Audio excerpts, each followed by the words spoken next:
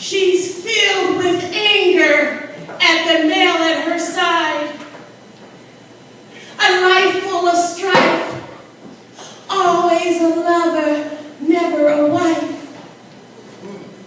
So she snarls at him like a beast from the wild. This 6-year-old man-child. He cowers away in fear and shame, doesn't understand why he's to blame, but already knows he brings women pain just by being. She's searching for love, so night after night, and skirts too short and pants too tight, an alcohol flush of tension. She seeks out the attention of potential lovers. He quietly cries himself to sleep, still loving the mom who screams and beats. He's learned not to draw attention. Still he yearns for her love and affection. So he begins to harden his heart.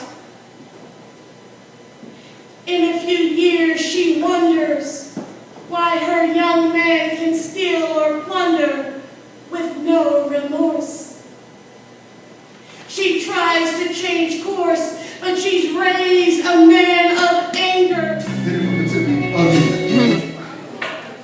Yeah. Ronald Sinatra, wordplay with the God of Six Matcha. Let her roll self and keep the stick hotter, channeling Big Papa. Only thing missing you say nice about me. Crooked eyes flow, fingers stick to the mic so beautifully the chrome match with shiny on his skin toe. Got to know the devil swinging at me with the pitchfork, acting like a miracle. Fix up the picture, swing like a pickup, styling like a big truck, popping like a rocket with my fist bump. Snap up, get my little cash up, watch the picture show up, show out. Don't out, pronounce my name with a pyramid, flow so serious, status like perpetualist, spirit and deliverance, they thoughts be rickety, my food for thought of epiphanies, especially when I show them the recipe, they lay right next to me, what I do is different, everything I do is exciting like an infant, money is my image, personality is my gimmick, catch me with the chicken best dressing up my spin that.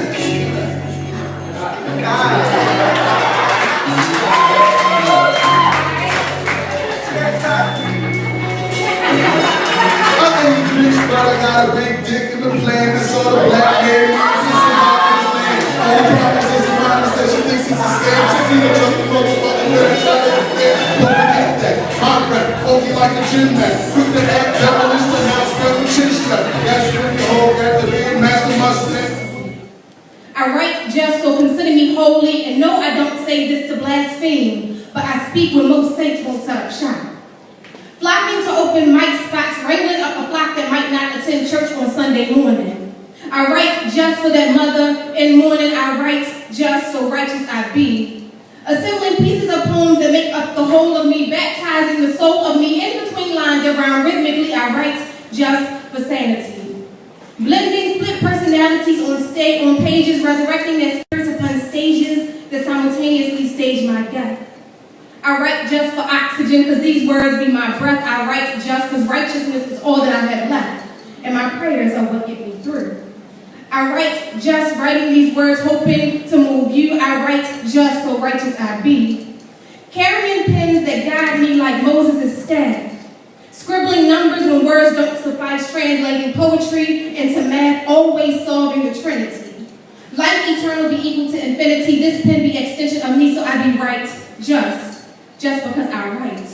I be righteous, not claiming religious, but bringing many to the light. I be luminous, so I radiate when I write, and I pen that right justness. My pen I bless when the Creator creates through me. Right? Strong enough to take the pain. Okay. Inflicted again and again. So what do they call me? Come on. My name is SunRa.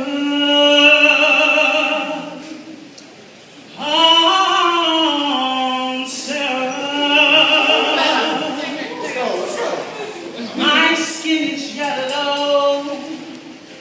My hair is long. Between two worlds, my father was rich and wise. He forced my mother late one night. So what do they call me? My name is SunRa.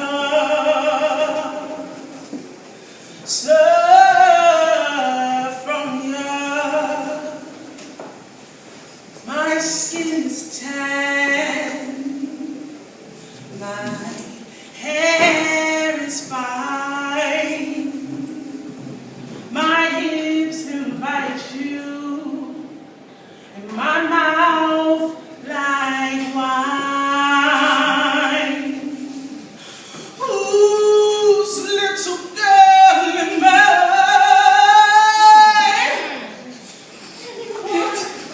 Who has money to buy? So what do they call me? My name is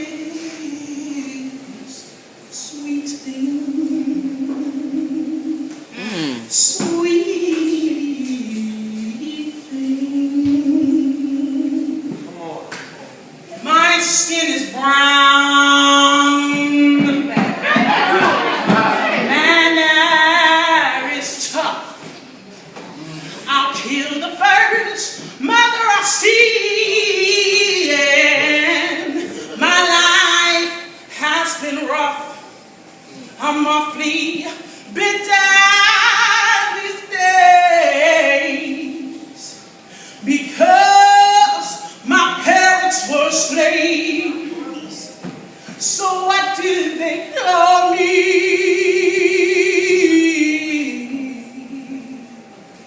My name is Peter.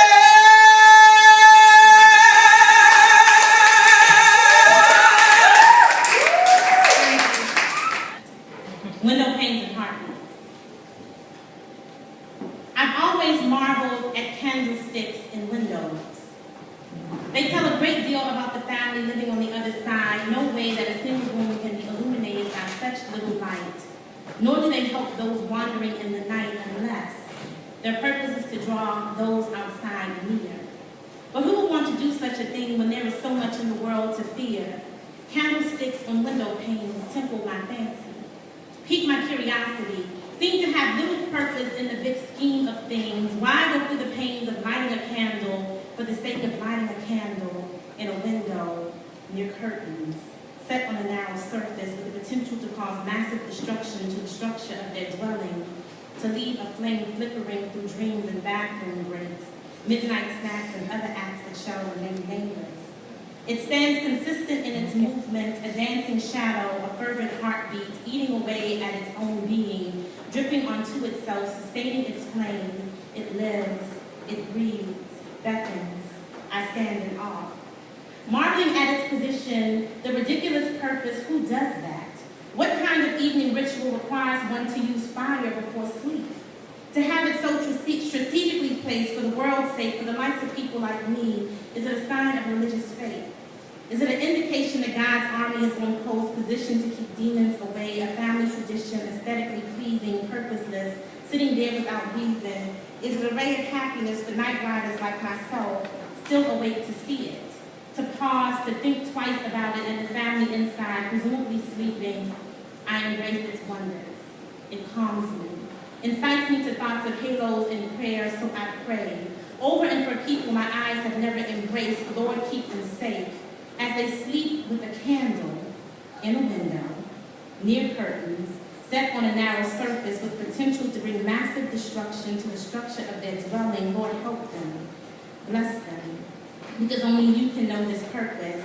Either they are extremely content or someone is in there hurting, in need of some kind of miracle only the Most High can serve them. Shoulder shrugs as I resume my journey, seconds before the Epiphany. Candlesticks and It's always about it. It's been a spectacular night. Thank you so much for having me. This is a beautiful space, beautiful energy. It will not be my last because I've had a great time.